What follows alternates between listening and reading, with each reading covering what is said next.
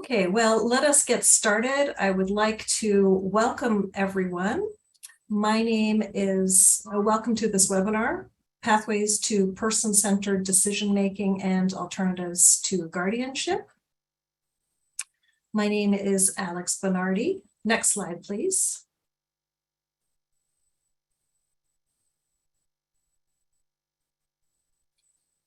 And I would like to welcome you along with my colleague Bevan Croft to this webinar. For a brief visual description, I am a white woman with shoulder-length light brown hair.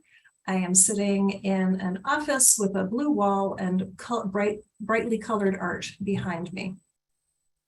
Thank you for joining us to learn about how disability systems are expanding alternatives to guardianship.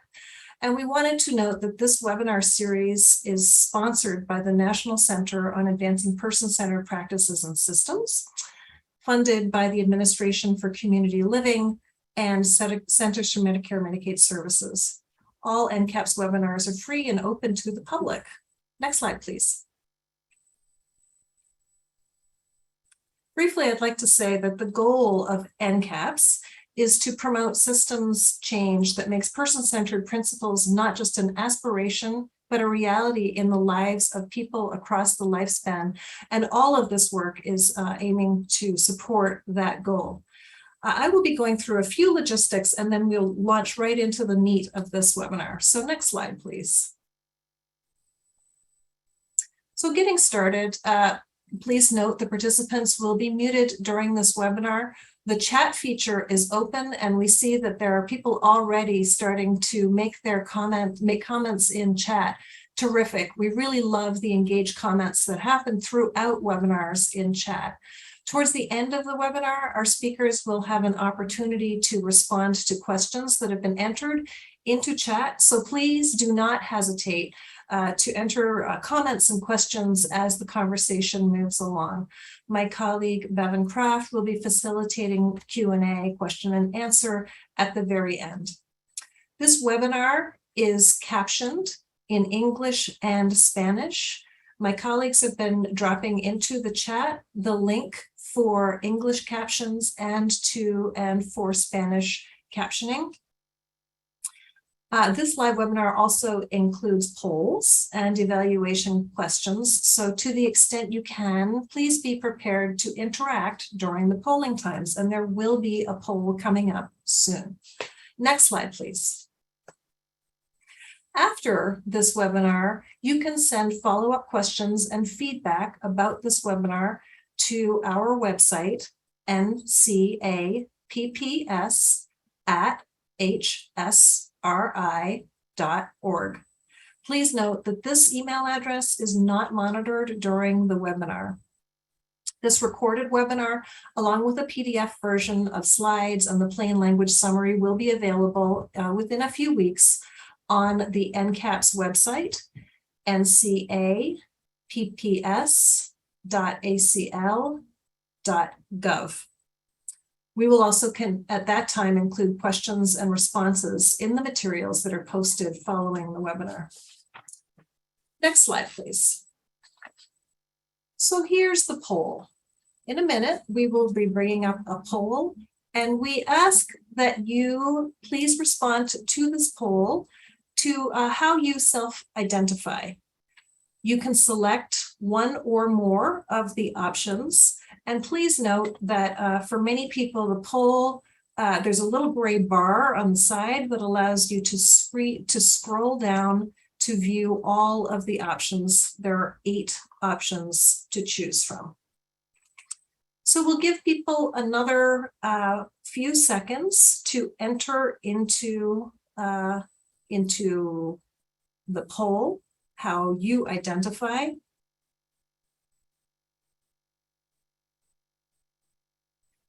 There are still answers streaming in, so I will add a few more seconds.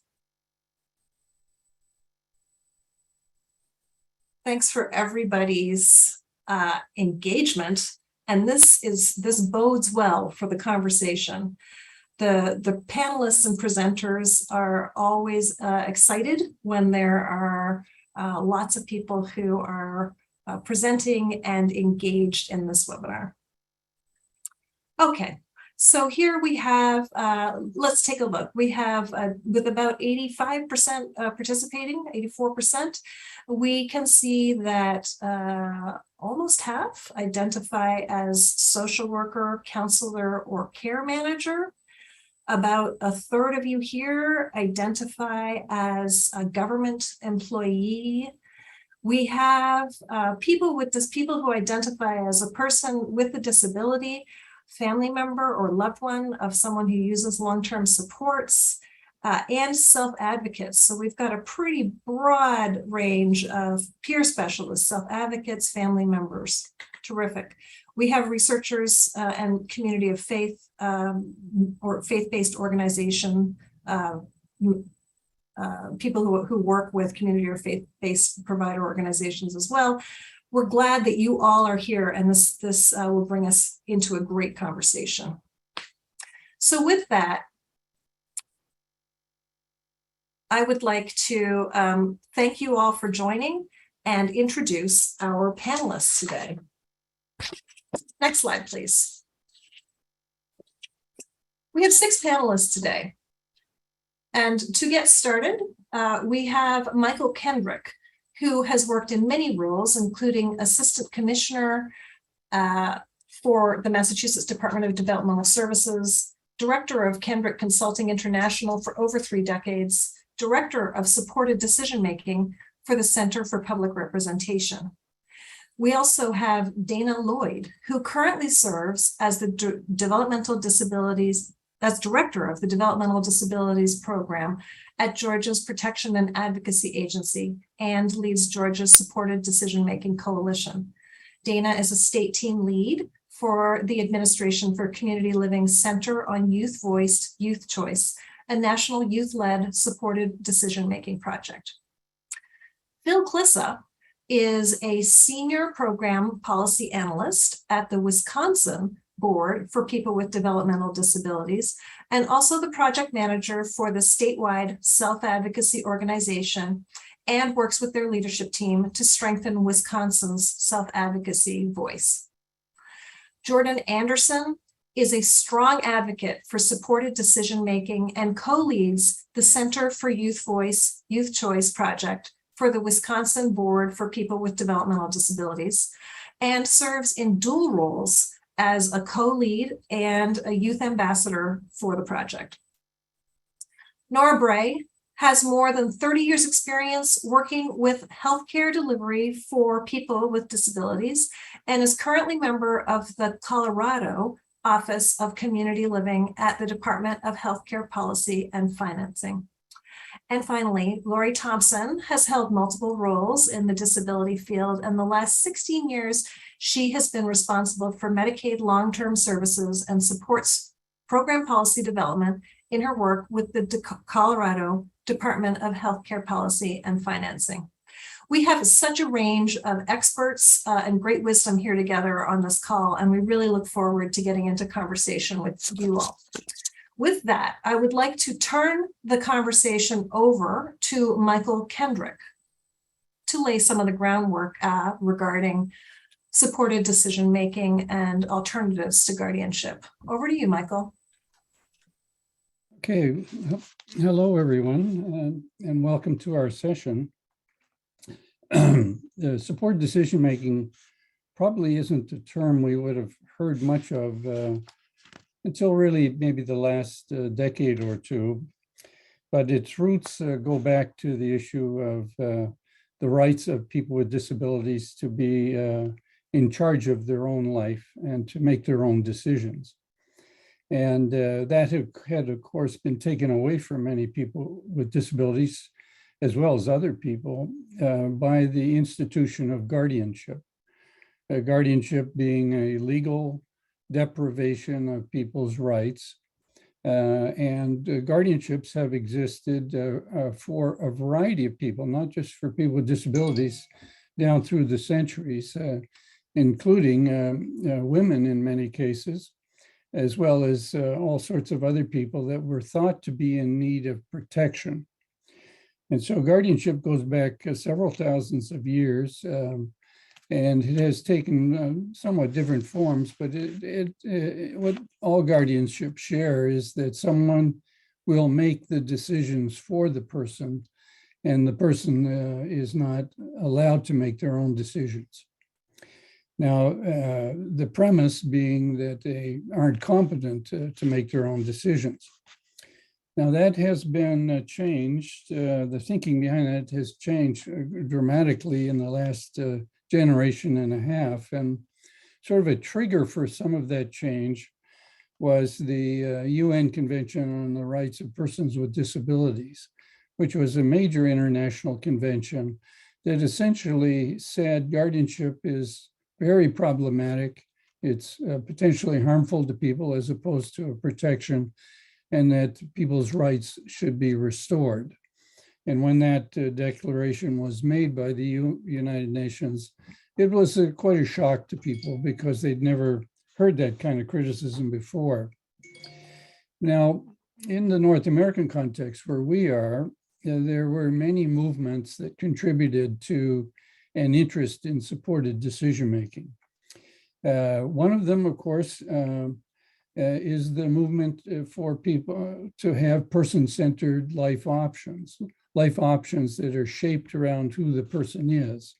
And that movement was also influenced by what might be called the self-determination rights movement.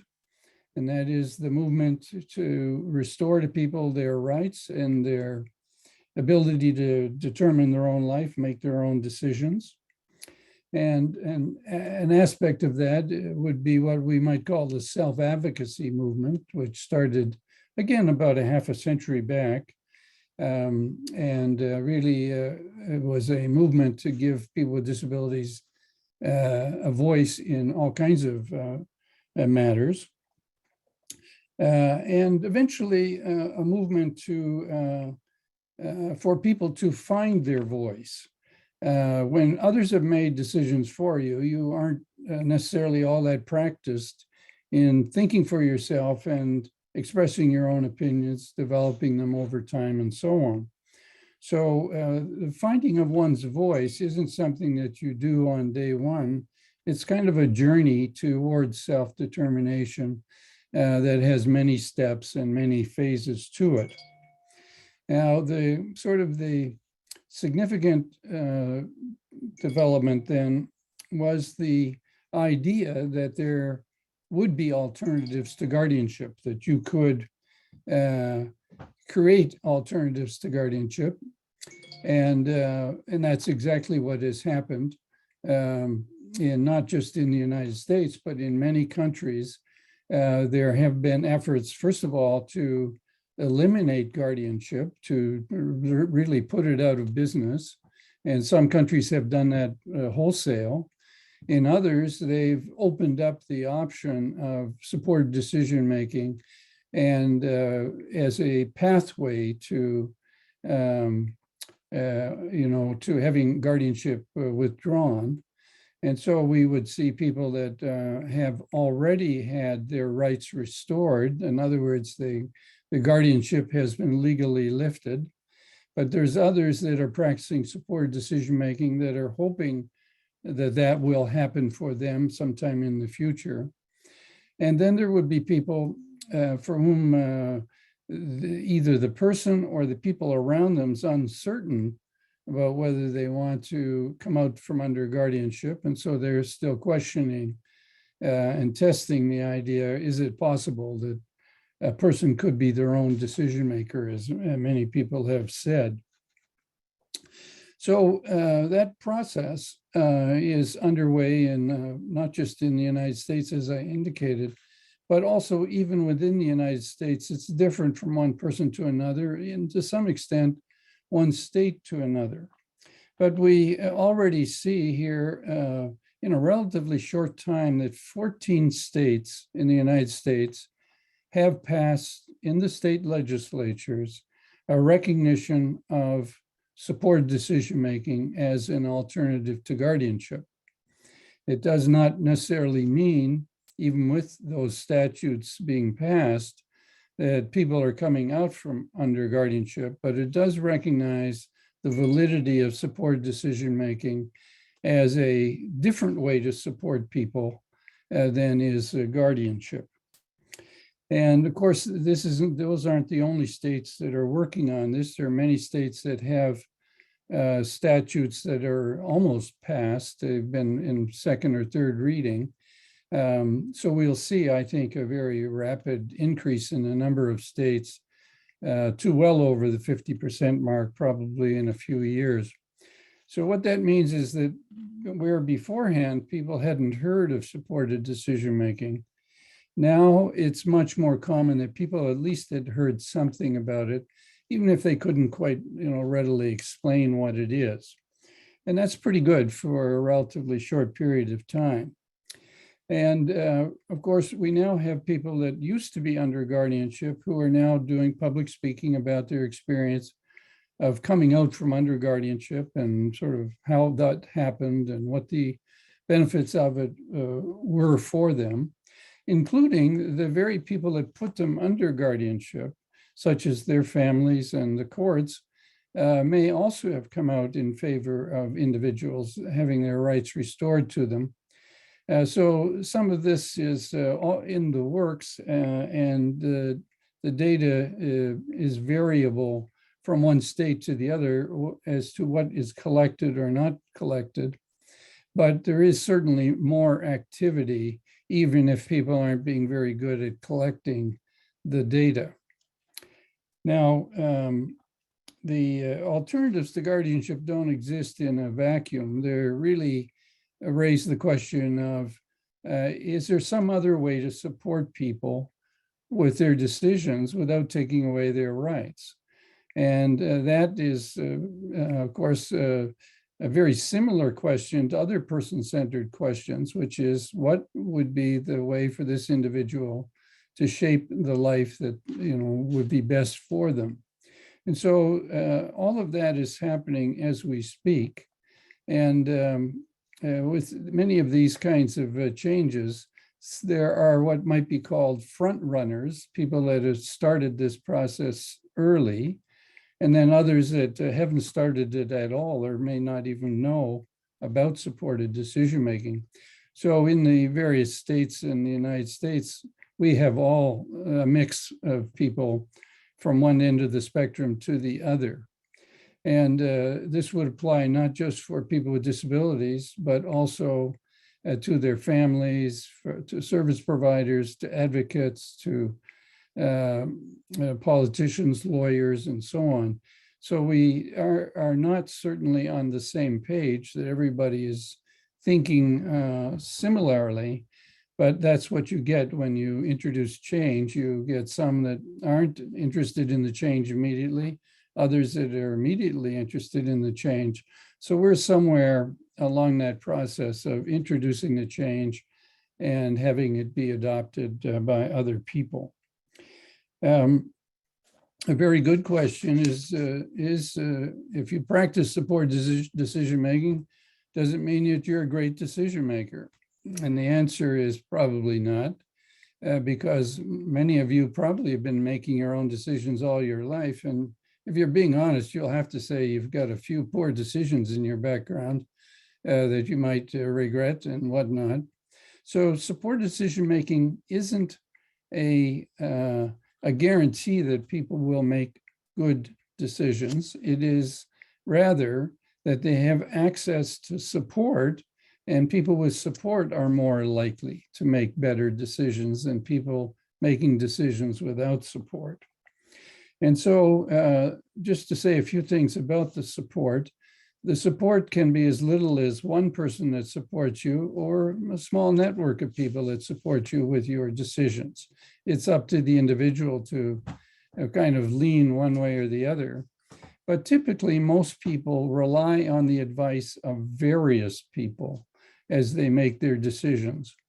And so the supporters of people aren't always the same person. They can be a variety of people that you turn to depending on the nature of the decision that you want some help with. And so in this sense, you could think of supported decision makers as having a small network of people that they are turning to from time to time for decisions and assistance with those decisions. And of course, most of us discriminate as to who we talk to about specific decisions. We tend to have people in mind that we want advice from and people that we certainly don't want advice from. And that's the same with people that practice support decision-making.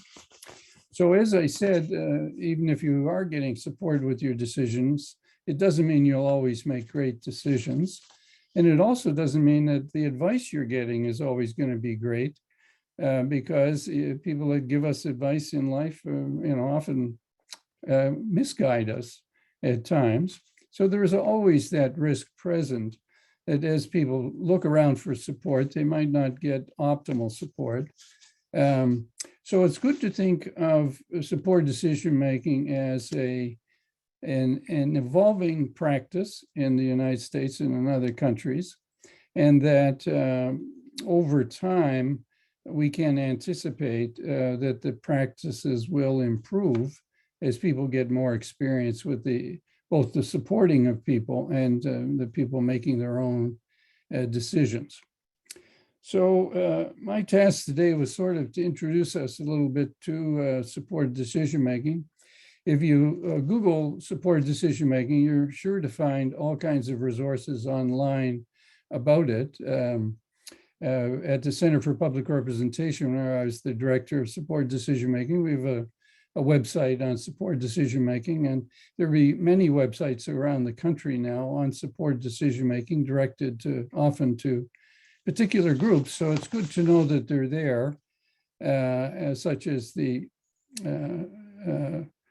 as others have talked about, the Center for Youth Voice, Youth Choice, and so on. So there are resources. You may not immediately know where to look for them, but they're there and you will find them. So I think I'll just stop there, having introduced us to a little bit about supported decision-making. Thank you. Thank you, Michael. And I know that the conversation will continue, and there are questions, a few have popped up.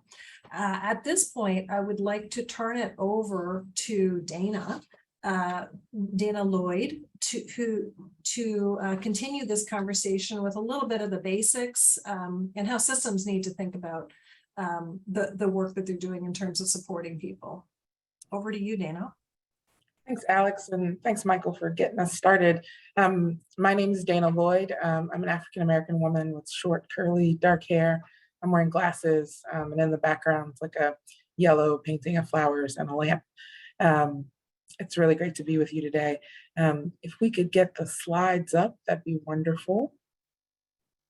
Thanks, and we can go to the next slide. So I just want to be real clear and give some attributions that, the quote says, if I've seen further, it's by standing on the shoulders of giants. And so the work on person-centeredness in this country and around the world is deep and rich. And so these are things that I've learned from people I see as kind of experts in this field, and things that have particularly resonated with me from their teachings. But most of this is my reflection on other people's work. We can go to the next slide. And when I think about person-centeredness, I think about this quote a lot, right? And it says that institutionalization is administrative control over people's lives. From Ivanova Smith, a disability civil rights advocate. And I think about that, especially when thinking about person-centeredness, because in many ways, person-centeredness is the opposite of that, right? The opposite of administrative control over people's lives. And that when we are thinking about person-centeredness, we're working really hard to kind of move away those administrative barriers so people that we're supporting have access and control in their own lives. It also reminds me that the challenges with institutionalization aren't relegated to places, right? That if we think about institutionalization as administrative control, that can exist anywhere. And that should really be what we're looking to kind of root out and offer alternatives to. We can move to the next slide. And I really think there's one question that I have found so helpful when trying to determine how I can help myself, my team, places that ask me to come in and help their teams think about getting more person-centered. And the question is, who is the person and what do they need? I want to break those kind of two questions that have been smushed into one down.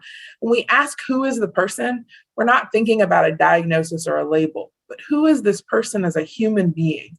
What are their human needs as a mom, a brother, a cousin, a community member? Who is this person? What do we know about them? Their likes and wants and desires. These are the things that would be that when we introduce ourselves to people, we might highlight about us in our lives. Who is the person as a human? And then when we ask the question about what do people need, that we would shift away from thinking about service needs, right? Not what's on our menu to offer people, but what are their fundamental human needs? Is it about connection? Is it about relationship? Is it activity? Is it purpose? And when we think about these questions, the answer should be things that would be true for anyone, that anyone who was this isolated in their life might be withdrawn, that anyone who had this much lack of control might be seeking out to get more control in their life in a variety of ways, right? That these questions should really focus on our shared humanity when we're thinking about them. And so I've just found that question to be kind of uniquely and centrally helpful in thinking about person-centeredness. And so it's one thing that I wanted to share with you all today as you're thinking about these things, that we have to dive into that curiosity about really who people are and what are their human needs. Next slide. And so because we have such a limited time today, I thought that I would let you hear from some folks I think of as experts in this field who can give you some really quick snapshots of their definition of person-centeredness for us to build on as we go through. And you can play the video now.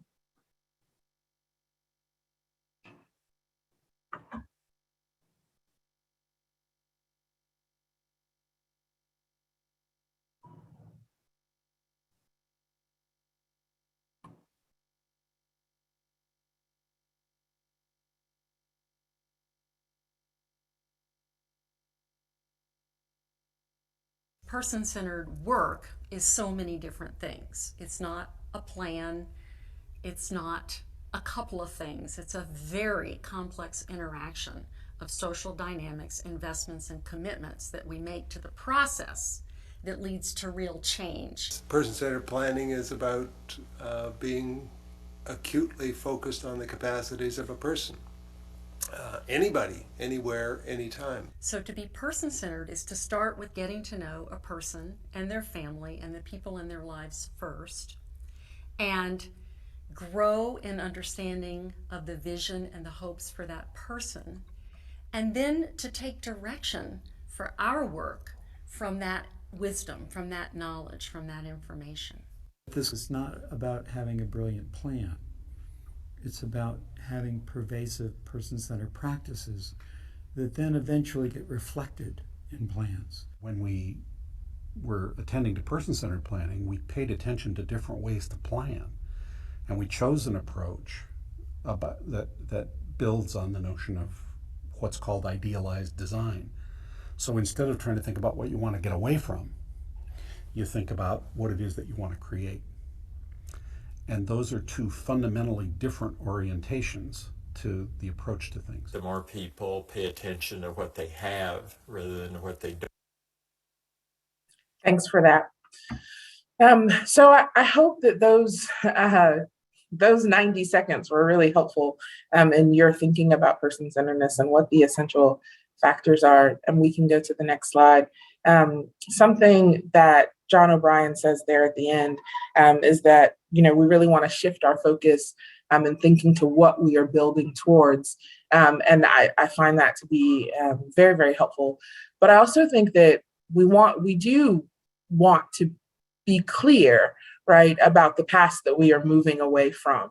As Michael kind of ran through that history, and we think about the changes that we've seen in the work of supporting people with disabilities, it's important to remember what that past was characterized by and be aware when those things show up, even if it's in different ways, right? So isolation and seclusion might not look like institutions, but it might look like a separate time at the gym designed for people with disabilities to work out, right? That might still be leading us towards isolation and seclusion and separation, and rejection and loneliness. I think it's important for us to be mindful as we're supporting people about the relationships that they're in.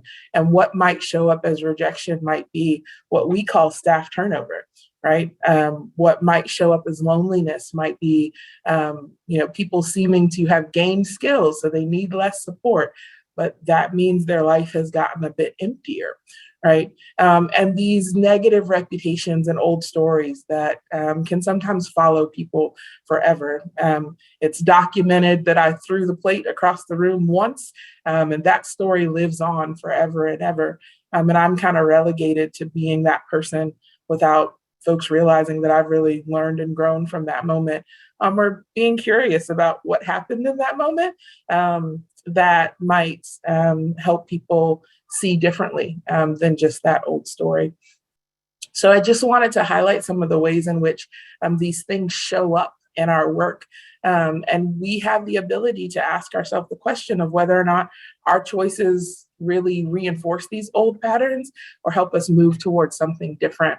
And someone asked a question in the chat that I'll try to hit a little bit about: how does staff turn over to loneliness or isolation? And that people might just not feel known. I think I've heard from folks with disabilities before using long-term supports that, if you kind of extrapolate out the number of people that have been in their lives over a given period of time, this might be training hundreds of new people in just basic getting to know you things. And that can feel isolating and lonely.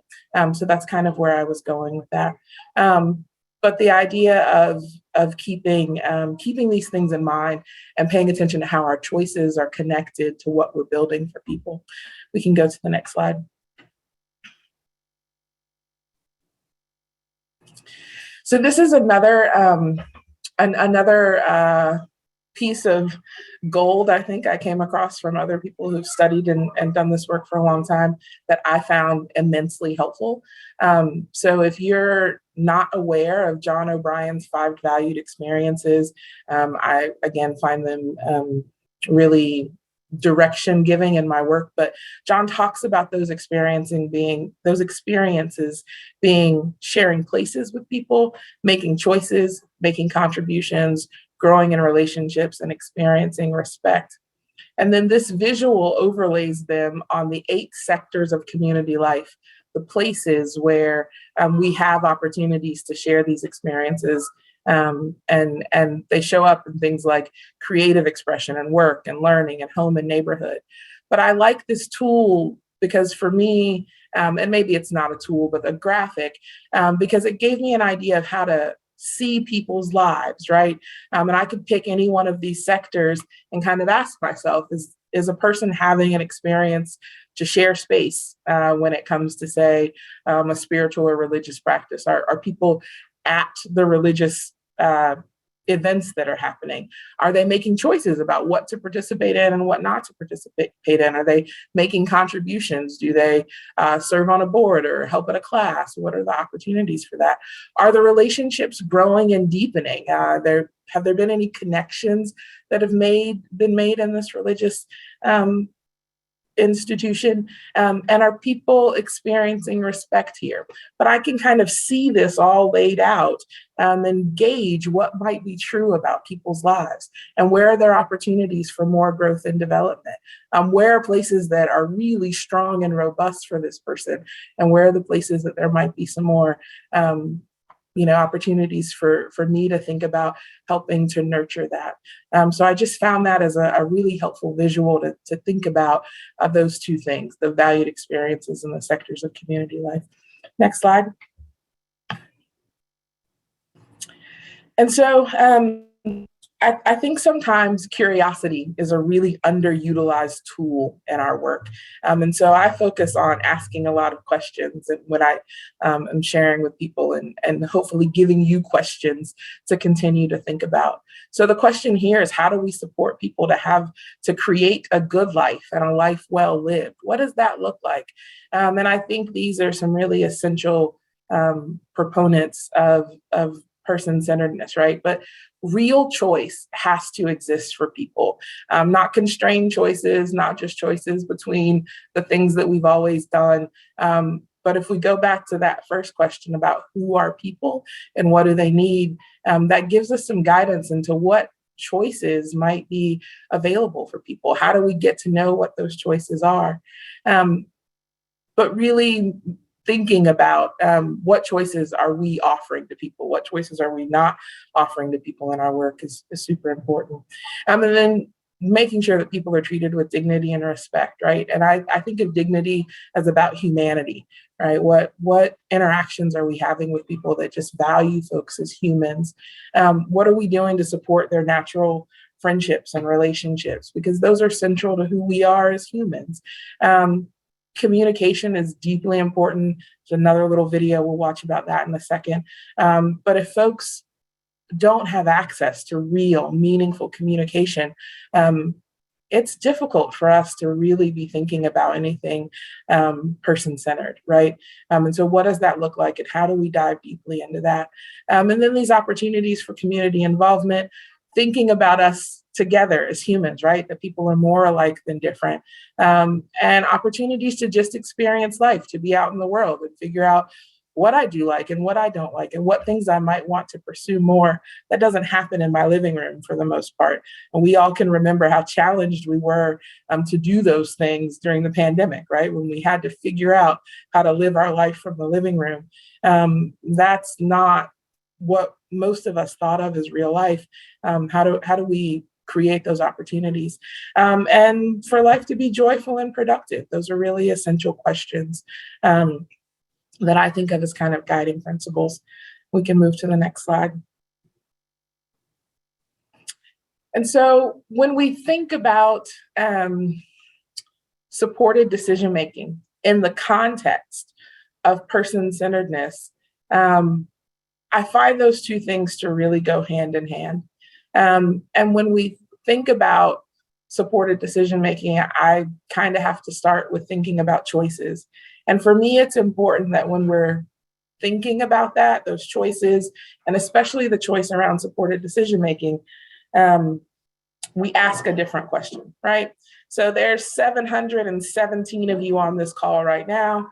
And if I asked you a question, and I asked you if you would like strawberry ice cream or chocolate ice cream, you have two choices. I'm going to get two answers. We could put up the poll and it's going to split however it splits. But next slide, if I ask you a different question, if I ask you what's your favorite flavor of ice cream, we could have 717 different answers. We get different solutions based on the question that we ask. And so when it comes to supported decision-making, I often hear people kind of stuck in this binary around, well, can people make decisions or can't people make decisions? Do people need a guardian to make decisions for them, or do they not need a guardian to make decisions for them? And I say we back away from all those questions and ask, what support do people need to make decisions? What support do people need to get better at making their decisions? What would it take for someone to make a decision around their healthcare or their finances? But we have to start with the right question, because if we get stuck in those binaries, We only get stuck with 2 options. And there's way more options to the ways in which people can get support for their decision than Guardian or not. And so I hope that that's a helpful way to think about that. And I think it's hot most places in the country, so who doesn't want to think a little about ice cream? Next slide. So then I really began to see supported decision-making as both a result of and a tool to promote greater person-centeredness, right? So we spend time getting to know people and the folks around them, and we lean into that deep curiosity, and we think about what it would take for a person to thrive, as Jack Pierpoint said, any person, right? And that leads us to getting the information we need to know to answer that question around what would it take, leads us to supported decision making. And as we dig into that process and figuring out what it would take and figuring out how to help people communicate more effectively, figuring out what's important in their life that they want to take the lead on, a place where they want more choice and control, well, that leads us back to more person-centeredness, right? And we find ourselves in kind of this endless and, in my imagination, exciting feedback loop where these two things are constantly kind of supporting each other. Next slide. So in Georgia, we use this framework, the I Decide framework. DECIDE is an acronym for direct, enlist, choose, inform, determine, and experience. That phrase, I decide, right, helps us kind of get right to the heart of the matter, that this is person-centered. And then we think that those words help to highlight some of the most important parts, kind of the essential thought products or practices that you need for supported decision-making. And then when people are really engaged in this way, when we're asking the question, what does it take and what does it look like and what do you need? These are really kind of person-centered by nature, right? When we're spending the time to center the person with a disability, the I in I Decide, then it helps us to move in that way. So we spend a lot of time with both folks with disabilities and their families introducing this framework and thinking with teams who are supporting people about this. But it's really been kind of arisen as a crucial part of our supported decision-making work, this framework. And so that's a way in which we try to kind of get everything we've spent the past 10 minutes really kind of talking about out into the world. Next slide. So this is a quick video that I want to show you from some folks in Washington who have been using, they're talking about it in a different context, but I think it just highlights some of the things that we've gone over today. And Elaine, I think I forgot to tell you this, but this video starts at time mark 1:30, and we'll play till the end. Thanks.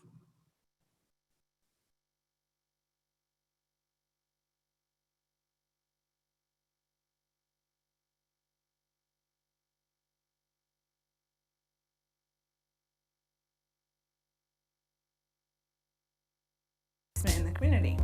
PASSAR is all about being person-centered, and that's a word that you hear in any conversation when you're talking about the disability community and service planning around that. We need to get to that individual, the one who's driving the process. It needs to be about what makes them happy and fulfilled, and what are their goals for their life. What does self-sufficiency look like to them? But our assessors have brought so much energy to this, and really they caused it to happen in the beginning. It's our team, because we started talking to them about person-centered principles, and they said, what do we do with people who don't use words? How do we do that? And we didn't have an answer for them then. So that's when we knew we had to find an answer, and so we consulted with a speech-language pathologist, Brittany Asher, who's been fantastic. She's worked a lot with people who have disabilities, especially intellectual disabilities, and so she totally got what our vision was. And she has helped us to develop a toolkit that we can use whenever we go out to do an interview. When we're meeting people initially and we don't really know how they communicate, we can have some tools in our bag that can help us get more information from them and have to rely less on the other people in the room. What we really hope is that we'll be able to change some people's lives that maybe this will be the start of something bigger. Maybe other agencies will want to jump on board, and maybe this will become the new standard of what access looks like for people with disabilities. So we could over time add new tools to the kit, decide maybe some of the tools aren't as useful or some are more useful. We'll keep moving with that, and we're very excited to see where that takes us. The thing I like to do right off the bat is the iPad, and that shows, can he look at the target, does he know to push it, and can he physically push it? And then the go-to talk that I used with Scott, he was able to recognize the yes and no, but he couldn't push it hard enough for it to actually verbalize yes or no, which again is why the iPad was a better option for him, because he didn't have to push it as hard. Scott, the whole time we were there, he was communicating non-verbally, facial gestures with nodding his head, shaking his head, tapping on his brother's hand when something interested him. Lots of indicators that came from Scott that he's got a lot to say, but he doesn't have the words to say them, and it really is our responsibility as an agency to say to Scott, how can I help you? Tell me what it is you really need to tell me. Access is not just about being able to get in a door if you use a wheelchair. Access is also about being able to make your thoughts known if you don't use verbal language. There's a lot of people who have intellectual disabilities, for them that's the case. We are advocates every single day for our clients. Very little of our assessment actually talks about their care. Most of it is about what makes them happy, what are their goals, and what they enjoy doing. We want to see what this person's capable of. And that's what's exciting about our program, is that we really push the boundaries to give the individuals choices and see what they can do. And it opens the doors for them. So I just wanted to highlight that, right? Because this is a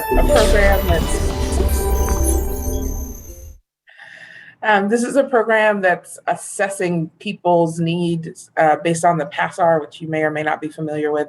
But they really took a deeper dive and asked some of those questions about how that process was working and what it was leading to for the people that they were supporting. And I just thought it was a great example of putting person-centered practices into play.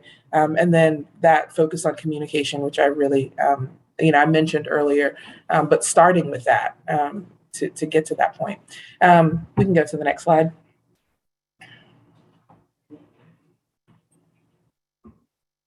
So this is, there's just 2 slides left, just to kind of highlight why we're doing any of this. And so this was in a group that I worked with some folks on. We asked the question, right? What did folks with disabilities wish was different in their lives? Most of these folks were either living in long-term home and community-based service settings or receiving some of those supports maybe at home with parents. And I obviously can't read all of this, but that one in the center always stands out to me, right? To tear the roof off of my sheltered life. There are things that you might see there, like I want to open my own mail. I want to connect with other people. I don't want to be segregated. I want to learn things like how to use the computer, or maybe go to college or learn about budgeting. These are such simple but powerful everyday things that many of us take for granted. Many of us probably have policies and procedures that say people should get to do all these things, but it's not what people experience. But we have the power to make changes to our services. So this is what people experience if we focus on thinking about who people are, what they're asking us for, and what we can do to get closer to those. I think the process of supported decision-making, of just turning to someone and saying, what's important in your life? Where do you want more choice and control? How can I help you get there? Is a part of how we get to some of these answers and gets us moving in that direction. And then last slide is this quote that I love. I included in almost all of my trainings from Gerard Quinn, who says that self-determination opens up zones of personal freedom. It facilitates uncoerced interactions. So we're right to focus on things, mundane things like opening bank accounts and going to the doctor, because this is how we positively express our freedom. And that idea that the work that we're doing is helping people with disabilities who've been denied that freedom move closer to it, I think is central to both person-centered thinking as well as supported decision making. So I hope I was able to help you kind of see how those two things connect to each other, and give you some ideas about jumpstarting the work within your systems. Dina, thank you so much for covering so much good ground there. I really appreciated all the slides that you shared, and I know there was a lot of comment too on that in chat. I'd like to turn it over now to Jordan Anderson and Phil Klissa, who will be taking another perspective and I think also answering some of the questions people have been asking in chat as well. So with that, I'd like to turn it over to you, Phil, and to Jordan. Good afternoon, everyone. I'm Phil Klissa with the Wisconsin Board for People with Developmental Disabilities, and I'm a co-leader along with Jordan on the Youth Voice, Youth Choice Wisconsin team. I am an older woman with white hair pulled back, and I am wearing a purple top, and I'm sitting in front of some bookcases in my office at home today. So just before I invite Jordan to introduce himself, I did want to mention that Wisconsin is one of those states that has passed supported decision-making legislation. We've had a supported decision-making agreement legislation since 2018. So Jordan, would you like to introduce yourself and then share your story? Okay, Phil, it's nice to see everybody today, and I'm just honored again to share my story. And thank you, Phil, for passing it along. My name is a brief description of myself. I am sitting in a power wheelchair. I am a white male sitting in my bedroom. And my story starts off like this. Hello, my name is Jordan Anderson, and I am from Auburndale, Wisconsin. I have a disability called cerebral palsy, and my brother is a little bit more mobile than I am. I went to Auburndale High School in 2021, and this past year I completed a program called Project Search after I was done with school. But some of my favorite subjects in school were journalism and government. The reason why I like some of those classes in school were because I really like sports and I really like talking to different announcers and stuff. And the other reason is I live in a small town and I really like doing advocacy work um for the state of Wisconsin in my small community. So I've talked to many different politicians and stuff like that. So the first time I have heard about, I'm going to backtrack a little bit. So Okay. I went to, for when I found out about Project Search, that was supposed to be another year of education for me. And I don't know if you've heard about Project Search, but it finds people with disabilities to get internships and to gain work experience. And with that, with going through my local clinic and hospital, I found a job in gastroenterology, and my number one goal was to find a job that I love. And as you see here, public speaking is what I would say what I'm really good at, and I love talking to people. And my number one goal is being a receptionist, so I get to see about 50 to 75 people a day when they walk through my doors, and I'm just so glad for that. And um, the I found out about supported decision making about in 2020. I attended our local self-determination conference in Wisconsin. We have it every year. I've only been a part of it for 2 years, but since the pandemic had to happen, we've been having it virtual.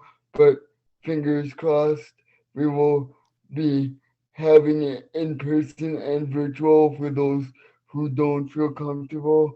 But I attended some of those sessions because one of my former teachers in school saw a passion in me that I didn't see at first, and she really wanted me to attend, and I was always worried about missing schoolwork and stuff. And so she said, I'll make it your assignment to attend this conference. And one of the sessions that I attended was on guardianship and supported decision making. And um, I learned a lot from that session. And when I turned 18, my the actually on that day I got a call from my doctor saying, "Can I talk to your parents? Because you're your own guardian." Because we didn't have anything set up at the time, and I didn't know what it was about. And then I attended this conference, and then I told my parents what I learned, and they were so impressed. And it was a little too close for comfort. A few days later, my mom and dad had to go to court to retain my rights to hunt and to vote, and I really like um, having my voice heard, and my number one, like I would say, um right is to vote, and I like to say who's representing me. So it's very important to me, and um, they actually came and got me out of school that day because the people in the court hearing said I was incompetent. Well, in the meantime, when they were getting me out of school, my lawyer that was assigned to me said, I don't know what he really said, but we needed to hire our own attorney because he um had some more like some more expertise, and like 30 minutes later we gathered back in the court hearing, and they my attorney just started having small talk with me, like what's your favorite thing to do out of school, stuff like that. And then the judge came, and then he asked me some questions, and then we basically never gathered into session because luckily the judge and my attorney did some digging before we went to they went to get me. But I just hope my story brings some light to other people's stories, because like you today, I never thought I would be like public speaking on this issue, but it's really helped me overcome my story, and for that I am my own power of attorney for finances and healthcare, and my parents are my supporters. So I I am honored to speak with you today, and I hope to answer any questions you guys might have. But Phil, I'm gonna toss it back to you in case I'm left out any details that I need to cover. Sure. Thanks, Jordan. I can quickly do a little recap as I'm going through some of the points. I don't think I could have created or developed a script better than Jordan's true story, and it really illustrates a few things for me. First, Jordan was very lucky that he had parents that were willing to listen to him. His parents were told through the school system that they needed to get guardianship. And that's all that they heard. They needed to get guardianship. They needed to get guardianship. And so that's what they pursued. They were entrusting people that they felt had their best interests at heart. And Wisconsin, we also are lucky to be, that it is required that the person with a disability or the potential ward attend those hearings for guardianship. And it was then when Jordan really realized that that was a possibility for him, that guardianship was potentially imminent. And how fortunate it was for Jordan to only days before that be able to attend a conference that he normally would not have been able to attend to, except for the fact that it was virtual that year because of the pandemic. So I guess one good thing came out of the pandemic, right, Jordan? Yeah. He learned about supported decision making, and he was able to speak up for himself and tell his parents and the attorney and the judge what he wanted. And that was not to be under guardianship. He felt he could make his own decisions, and he did not want his rights to vote or to hunt be taken away from him. So, those are really a lot of things really aligned in the right place for Jordan.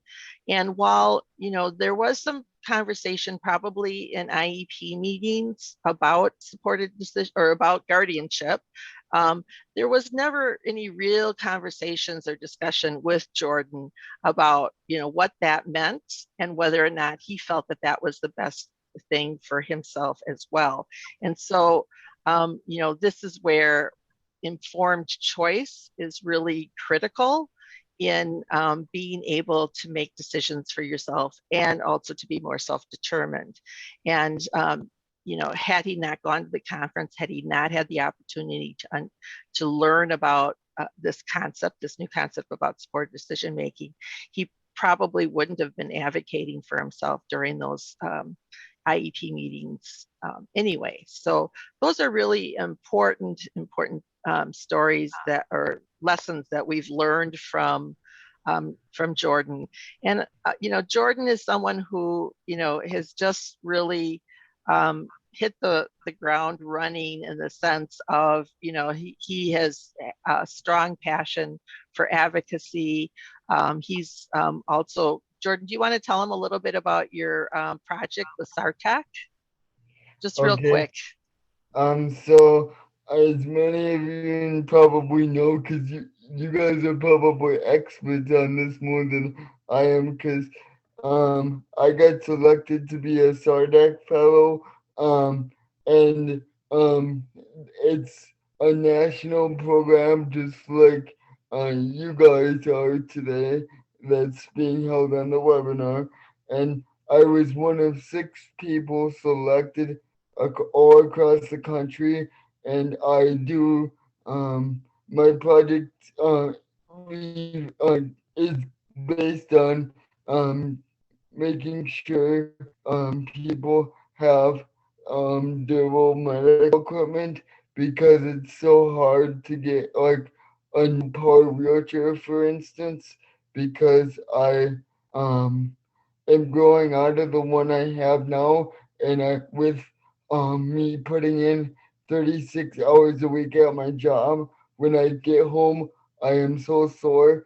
And then me doing advocacy work, I just decided to work with the people in my wheelchair company, and anybody that wants to listen to me. I actually have a survey out right now because I'm just trying to gather feedback, but I want to get the survey and my story the other people's hands, because my wheelchair's been denied. I think it's going on its fourth time right now. So I've been doing a ton of advocacy work on making sure people have the right people to repair their stuff they need, and that's just one of the many projects I'm doing besides supported decision making. And Right. Oh, Phil, I don't know if you want to. I don't know if we have time, but I don't know if you want to mention about the Die Hard Award. yeah. Maybe that we can save for a different time. But I do want to, circle back to the project, the Youth Voice, Youth Choice project, and why it's so important for us here in Wisconsin, and why we're so passionate about making sure that youth have a voice in this process of supported decision making, guardianship, person-centered planning, because we really do we hear so many stories about youth who haven't been part of the process of discussion about what's going to be happening to them in their lives and in the future regarding guardianship. And this is such an important component of being able to have some informed choice, have your voice, and advocate for yourself. And it's just a truly a missing piece to the puzzle, to the work that we're doing here in Wisconsin on supported decision making. So we're really thankful for that opportunity to be part of that project as well. And I think I will end there, and happy to answer questions. I think we're going to do those later. We will be. And Jordan and Phil, thank you so much. And I don't know if you've seen, there's much appreciation coming through in chat for both of you, and particularly for you, Jordan, for your speaking about your own experience, your advocacy and self-advocacy. Much appreciation coming through for both of you and the work that you're doing in Wisconsin. We will have time, hopefully, for a few questions at the end. But before that, I would like to turn our conversation over to our colleagues from Colorado, Nora Bray and Lori Thompson, who have some content about the experience in Colorado and the work that they've been doing for some really exciting work to try and drive alternatives to guardianship forward in Colorado particularly. So with that, I'd like to invite Nora and Lori to join us.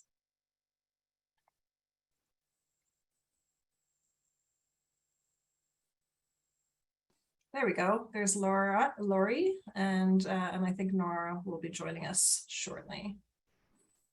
And we'll get your slides up. Hello, I'm Nora, and I'm a white woman with brown hair and green eyes. I'm wearing glasses. I'm wearing a turquoise blouse and sweater. And I'm sitting in front of a green wall with a painting of a young girl sitting in a country setting. Thank you so much for sharing, Jordan, and congratulations on your award and the work that you're doing. It's going to be so applicable for so many people. So I'm going to talk a little bit about supported decision making, how we can use it, just the mechanics of supported decision making. So there's no single best practice for supporting people with disabilities to reach decisions. Systemic factors and such as availability of support networks or person-centered service providers can impact the provisions of supported decision-making training and opportunities. And then, of course, individual factors such as the level of need, accessibility to support networks and providers, and capacity at the time of need will also impact how support might be provided. So individuals consider the decisions that they need to make and then decide which of those decisions they can make on their own and which might require some support. This may also lead to considering what types of support the person might want to make decisions. So using SDM in personal life, it can be used to help decisions make choices about housing, about finances, about healthcare, leisure time, education, employment opportunities. And there are many areas of life in which a person might need help with making decisions, and including some that are not listed here. Next slide, please. So the SDM process centers around the individual who is designated the decision maker. The decision maker then decides who their supporters will be. And this can be anyone from families, members, friends, service providers, just anyone that the decision maker would like to have included in the process, as long as the supporter agrees to serve in that role. And then the decision maker will work with the supporters to determine what types of decisions will be made. And but to go back to supporters for a minute, sometimes individuals don't have a strong network. So in those circumstances, it'll be important to look at other opportunities to create a support network. And that, again, that can be anything from maybe there's a family member who could be a strong supporter, or seeking out organizations that match people with mentors, or looking at organizations where relationships develop, like schools or places of worship. So the decision maker then decides what types of decisions need to be made, and what they need help with. So they can choose to have support in some areas, but not in other areas. And they can also decide what kind of help they would like in making certain decisions. For example, they might need help gathering information, or they might want assistance to understand information, or they may want help communicating a decision to others. So the possibilities are endless. The decision maker and supporters will determine which areas the person may need support in as well. So, or the different types of decisions that they'll need help with. Again, as Dana pointed out, it's so important to start with the person and asking them what do they want to happen in their life? How do they see the next stage in their life? Or how would they like to move forward in particular areas? So we always start with what would it take to provide the support to this person so that they can make the decisions they need to make or want to make or to make decisions to address a presenting concern or issue. It's always important to make room for change and to focus on the present and the future when you're involved in this process.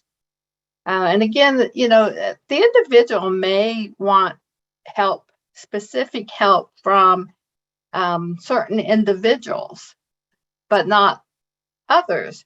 So they may want assistance from their brother to make decisions about housing, but would prefer to have assistance from their sister about their finances. So again, that would always be the individual's decision. There's no one size that fits all for supported decision making. It will look different for everyone. Sometimes there'll be a plan, a supported decision making agreement, SDMA. And this is a plan that it's a written plan that gives information about what decisions will be made, who will support those decisions, and specifically what kind of support the individual is requesting. The plan can be followed as it's written, or it can be changed as the member moves forward or suits the needs of the decision maker. That plan is not a legally binding document. It is more like a person-centered plan. So again, the decision maker is always the central person in this whole process. Next slide, please.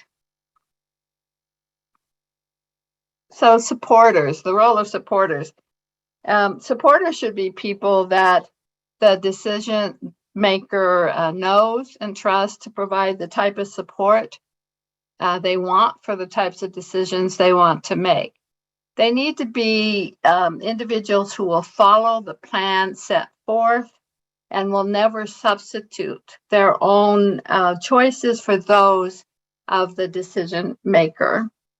They can be, again, family members, friends, neighbors, service providers, members of worship communities, or maybe service providers, professional providers in the community. Actually, it can be anyone that the decision maker would like to have involved with the process. The decision maker can assign supporters to certain types of decisions and not others. For the example of an individual may want a friend to help him decide, make choices about education, but may not want that same friend to help them decide what type of activities they would be involved with. The decision maker can choose as many supporters as they want. And the decision maker can fire their supporters at any time. And of course, supporters have the option of quitting. Next slide, please.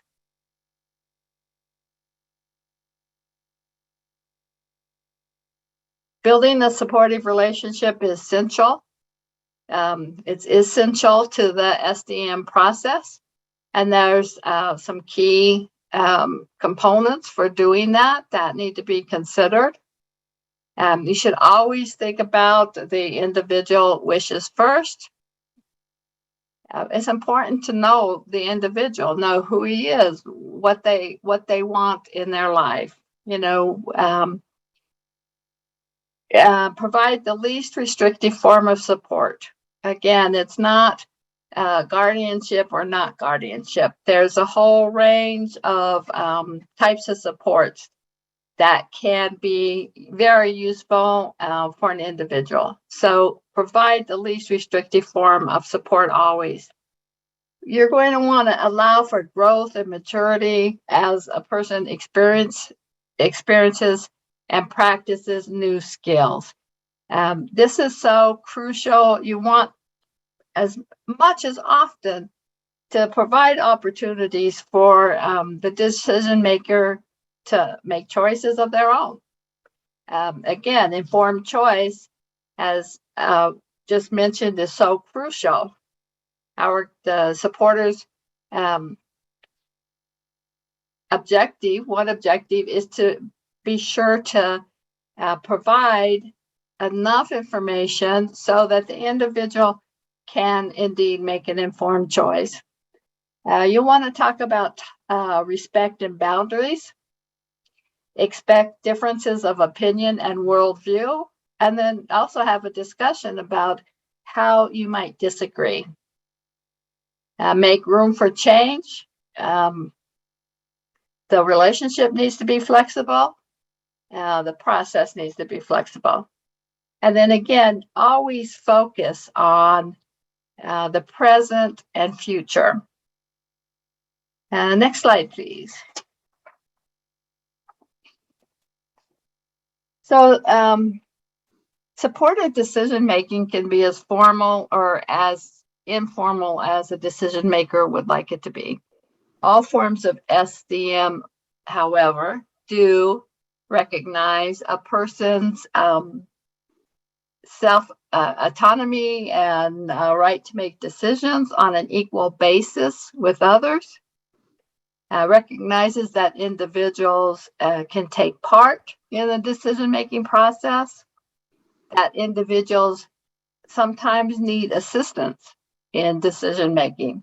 So people have the capacity to make some decisions, but not others, or have capacity to make decisions sometimes, but not at other times. Or they may be able to make decision given if they get help understanding what the decision is and are provided that information that needs that allows for that informed choice. So Lori's going to talk a little bit about Colorado's efforts to enhance SDM. Hi, my name is Lori, and I am a white woman with long blonde hair, and I am in a green blouse with a blue curtain in the background and a couple of pieces of art. I just wanted to quickly, don't have much time left, but quickly talk about 4 efforts in Colorado, initiatives that build on what Nora was just saying. The first is that following the implementation of the federal final ACPS settings rule, the department really made a concerted effort to enhance the person-centeredness of all of our programs and policy decisions. And so we partnered with the University of Colorado, Colorado Springs to develop a curriculum for people to learn how to lead their own person-centered support planning process. And that's called the Speak Up. And it's a course offered to all people seeking or receiving home and community-based services. It's a really exciting new partnership that we have.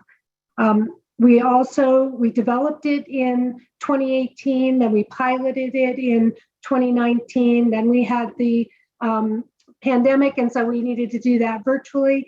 And now we've rolled it across all of Colorado. We have co-facilitators, and one of the facilitators is always a person with disabilities with lived experience. So that's been just a really great effort that we have put forward, and that people are really enjoying learning how to use their voice to speak up about what their hopes and dreams are and identify things that matter the most to them, have self-advocacy in advocating for themselves and activism in their own personal lives and in their communities to the degree that they want to. There's a workbook that goes with it, group exercises, and a final presentation that people do to articulate what they want in their support plan in particular. We also have a group of trainers, person-centered thinking trainers in Colorado that we meet quarterly, and we work collaboratively to increase the access of person-centered thinking training across Colorado to folks that really want to access that type of training. And then on all of these, I have the resources posted that NCAPS will get to you all. And we in Colorado, our Developmental Disabilities Council created a guide for self-determination supported decision-making. It's just a wonderful guide that uses plain language and really articulates the supports that people could have in supported decision-making, accessing that. And then finally, we did the ARC in Colorado championed legislation, Senate Bill 21075, which initiates a process for supported decision-making agreements, and then having a supportive community that people can use that folks have talked about already, but it just codifies it in our statute. So it's just another avenue that we can pursue. We're just in the beginning stages of that. So we'll use all of these tools to really implement that supported decision-making more formally in Colorado. So that's just a brief snapshot of the efforts that we are using in Colorado to enhance supported decision-making. And with that, I think we are about running out of time. So I'll hand it over to the next slide. So this is Nora again, and very briefly, just some information about how we're moving forward in Colorado in partnership with NCAPS. So what our focus has been is that, or continues to be, is to support knowledgeable or create knowledgeable and committed service providers, because we know that that's essential to assist individuals to successfully actuate their right to have control in their life. So to that end, the Office of Community Living in Colorado is developing resources that will guide providers towards the goal of moving away from traditional service model through integration of person-centered practices. And we're doing that through a number of objectives, developing an SDM framework across different long-term support populations. So that would include individuals with physical disabilities, those with brain injuries, those with behavioral health challenges, and certainly the elderly who also have coexisting disabilities would be included in that group. We will be creating opportunities to increase awareness and knowledge that promote self-determination skills. So as Lori mentioned, we'll be providing PEEP training to all of our HCBS case managers. We're providing the same training to transition coordination training, and supported by Michael Kendrick's paper, we are developing an SDM initiative that will have provide the opportunity to create training and for members and providers, and designing and implementing an exploratory project that will be conducted with a designated group of providers and members, giving them the opportunity to practice those SDM skills. So with that, I'll turn it back over to Alex. Thank you, Nora, and to all of our speakers. This is Bevan Croft, co-director of NCAPS with Alex Bernardi. Like Alex, I am a white woman, but I am in a pink room with lots of art behind me. And I'm here to simply close us out, to thank our speakers, and to tell you to please stay tuned. You will receive an email follow-up from this webinar, and we will be posting written responses to your very excellent questions in chat, and compile all of the beautiful resources that have been shared today into a document, a resource that you can take with you. And also, please do be sure to check out our new report that was created thanks to the work of Colorado through NCAP's technical assistance that provides some additional thoughts and ideas about how to promote supported decision-making in your system. So thank you so much to all of our speakers.